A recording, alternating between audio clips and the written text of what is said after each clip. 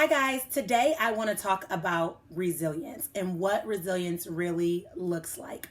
So, the truth is, resilience is a very difficult skill that most people don't have. So, let's define it. Resilience is the ability to recover quickly from a difficult life change. That could be job loss, unemployment, losing your home, foreclosure, car being taken away, financial mishaps, divorce, breakup, things like that. And the truth is, resilience is not a skill that everyone have.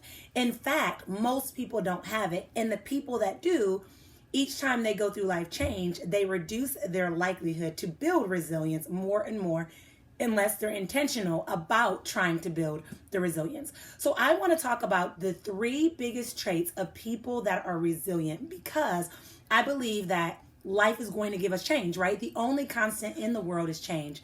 And so we must learn how to build our resilience so that we're stronger each time there's a hurdle in our way or each time life throws something our way. So let's talk about it. The first step in making sure that you have strong resilience or a character of people that do have strong resilience is forgiveness. Forgiveness is a really complex thing because a lot of times we believe that we must be forgiving of ourselves, but not necessarily of other people, or maybe we believe that we don't need to forgive altogether. But the truth is, forgiveness is so important. Forgiveness is the key to really controlling your power. A lot of people think that forgiveness makes you weak and holding grudges protects you, but the truth is, it just is like swallowing poison, right? It's poisoning your body because it's allowing you to hold on to anxiety and depression and anger and bitterness and frustration. And so it's really important that you learn to forgive. Depending on your situation, there may be more than one person. Depending on your situation, it may just be yourself. So for example, if you lose your job and you feel like your boss, did something unethical or something wrong to make you lose your job, the forgiveness may take place with your boss. If you go through a divorce, maybe your forgiveness takes place with your ex-spouse, or the forgiveness takes place with yourself, trying to remember why you put up with so many different things. The point is, as long as you hold unforgiveness, is as long as you're going to deal with difficult emotions related to it, and therefore your life will be led by those emotions, that anxiety, that depression, that frustration, that anger, that bitterness. You have to be willing to forgive. The hardest thing about forgiveness is it's a daily choice. You can't say one day that you forgave and then never work on forgiveness again. It is a daily choice. For me, one of the things that I did is I wrote on a Post-it note, I choose to forgive. And I wrote all of the blessings that could come to me if I forgave. New opportunities, opening my mind, not being controlled by emotions, regaining my power in the situation. And it was a constant reminder that forgiveness was for my favor, not necessarily for anyone else. The next trait of people that are successful with resilience is they keep going even after they make mistakes. So a lot of times when people go through life's hurdles or life's barriers or life struggles or life changes, it's easy to get stuck and consumed in all of the things that are going wrong and all of the mistakes you made and, oh, woe, it's me, and get stuck in that victim mentality. And so the best thing you can do is that you can keep pressing. Do not give up. Just keep going. I think about goals. Like when I reach out to clients or clients reach out to me and they're working on a goal that they want to create for themselves regarding, that life change. Maybe it's that they got foreclosed on, but now they're looking for an opportunity to restore credit and buy a new house. It's easy to throw in the towel when you're like, oh, I bought lunch another day this week and now I'm never going to be able to buy a new house. Or you can say, you know what? I messed up today. And what was the mistake I made? Oh, I drove past Starbucks and I drove past Panda Express. I need to change my route to work so that I don't fall short of it.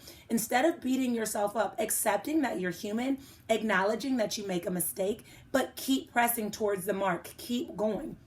Maybe for you, it's that you just got out of a really toxic relationship and you finally broke free of it, but your ex texted you on your birthday and it reminded you like, oh my goodness, I really want to, just be back with him. And so you went out on a date with him and now you're feeling guilty. And so you're like, you know what? I should have never left him to begin with. This was a huge mistake. And you know what? I just forget it. Instead of doing that, saying like, you know what, maybe I should consider setting boundaries. Maybe I should block him.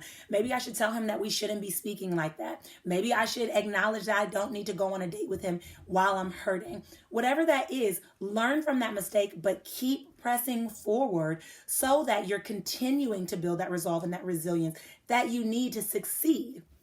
Finally, the third characteristic of those who are really successful with resilience is that they're able to really sit with their thoughts.